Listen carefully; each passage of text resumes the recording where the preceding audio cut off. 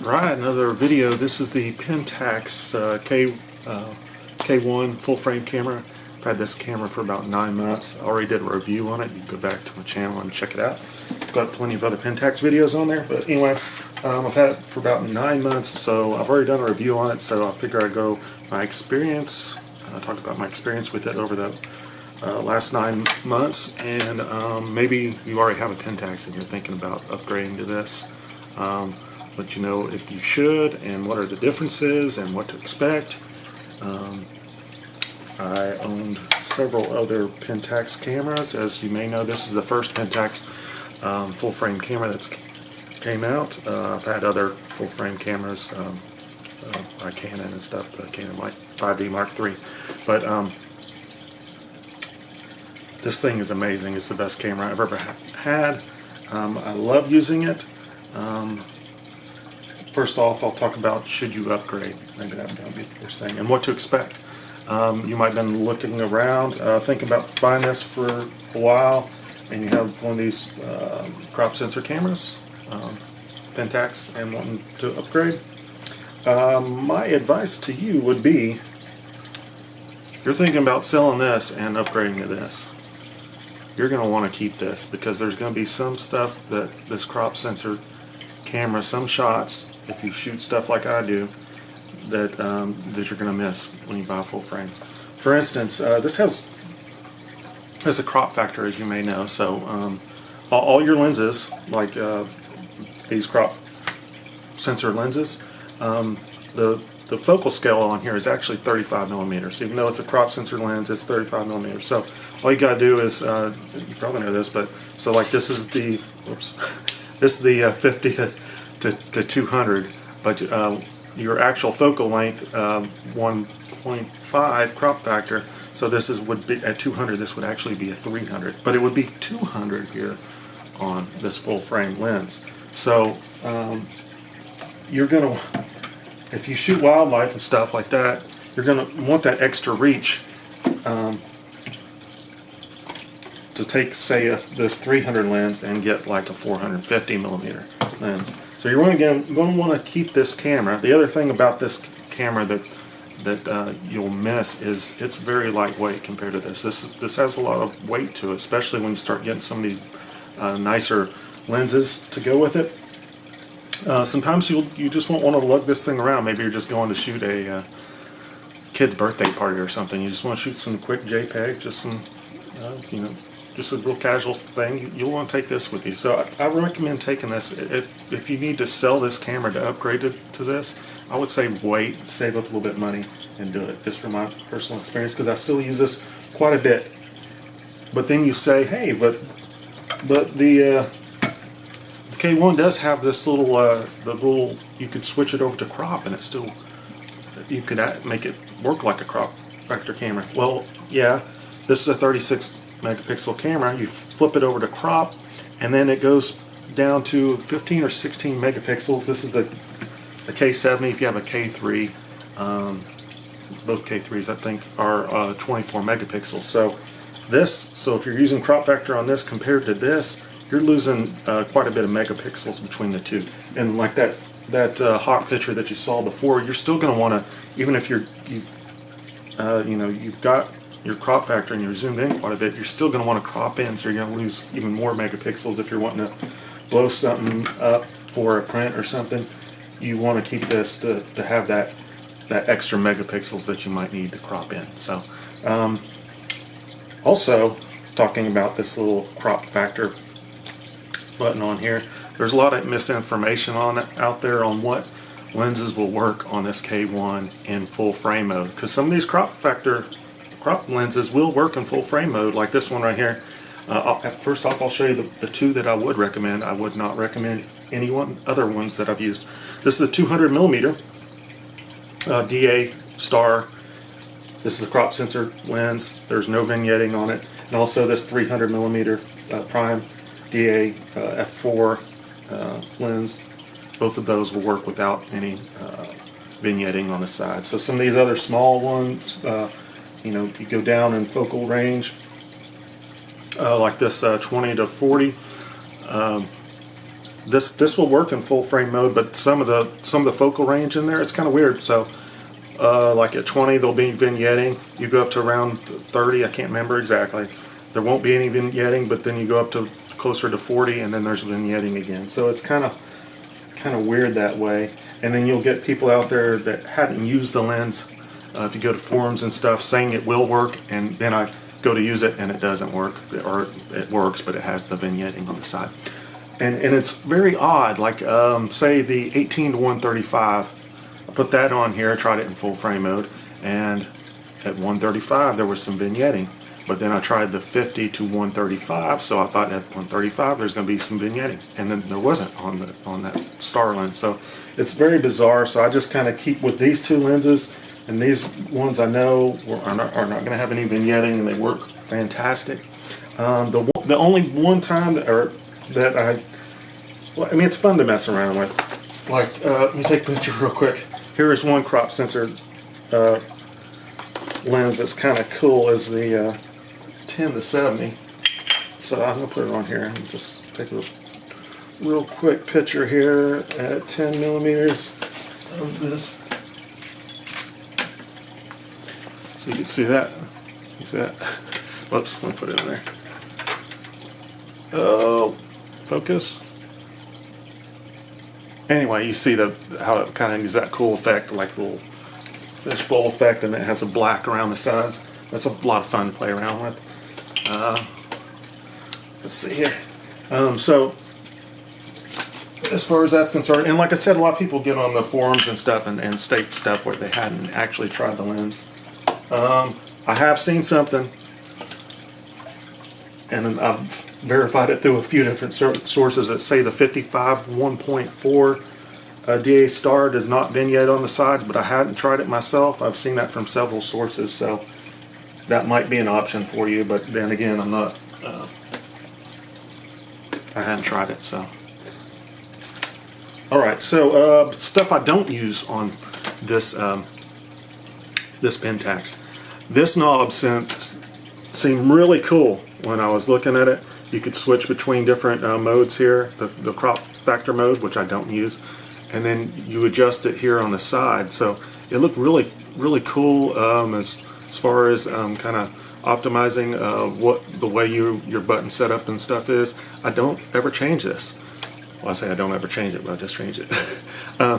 What I do use it for is really cool. Is I shoot in AV mode, so I just leave it here on exposure compensation and then adjust it right here. So it's kind of like a lot of the old school film cameras would have a separate dial for exposure compensation, which is really cool. So I use that. This button is, or knob here is a little bit stiff, but it works great. I don't use Wi-Fi. It's one of those things that on all the cameras I've had that have Wi-Fi, I find myself using it once and say, okay, yeah, I use it. You might be different. You might want to, just depends on what you like shooting. Another cool feature that I like that on here on the K-1 that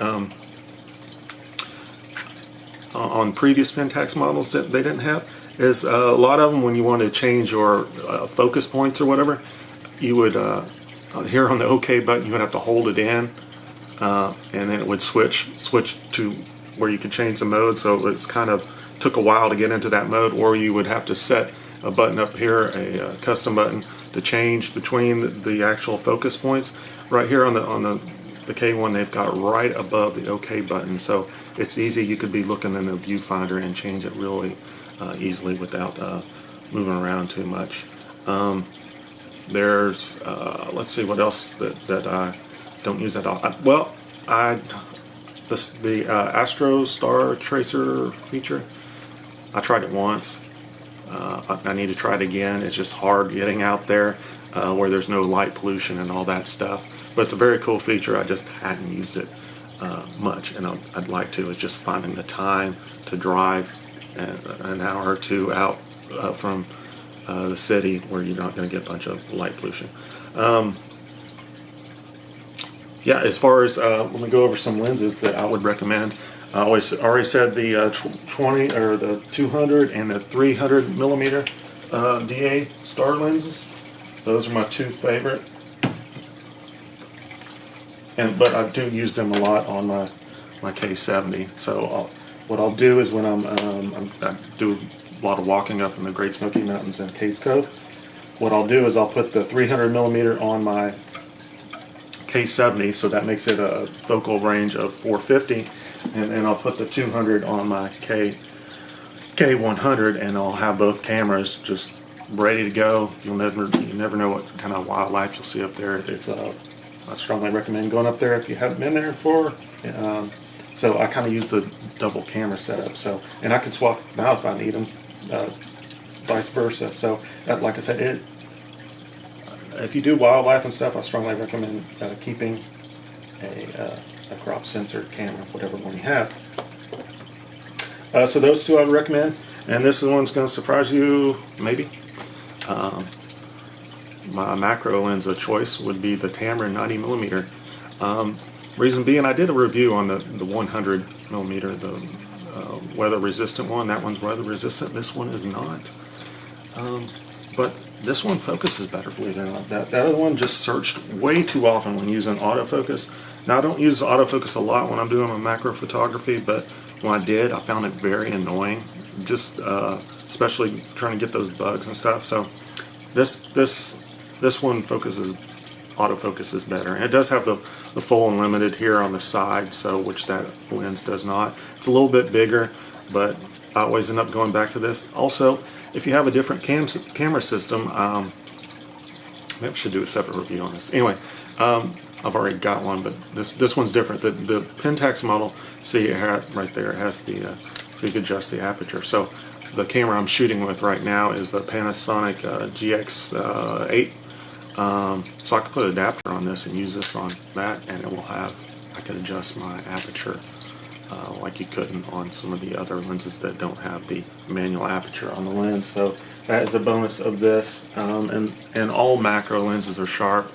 I've used several, and it's hard to compare because they're all very, very sharp. So I don't think anybody's going to be disappointed with any macro lens they get. So as far as sharpness.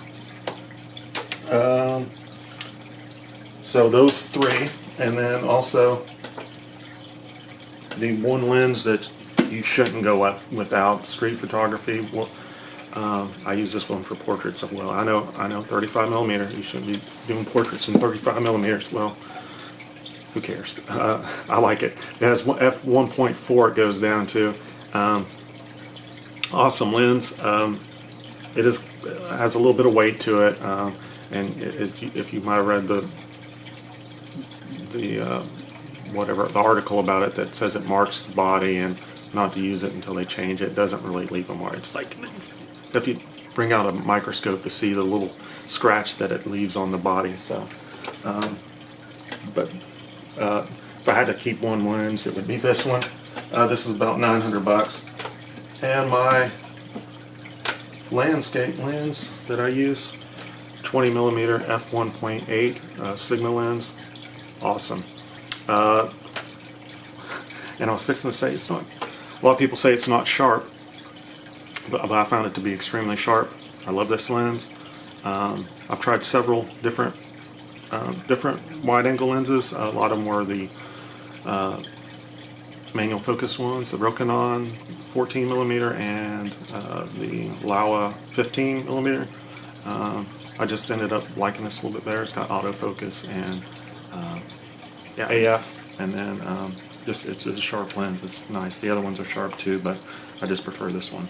I think you can get this around $350.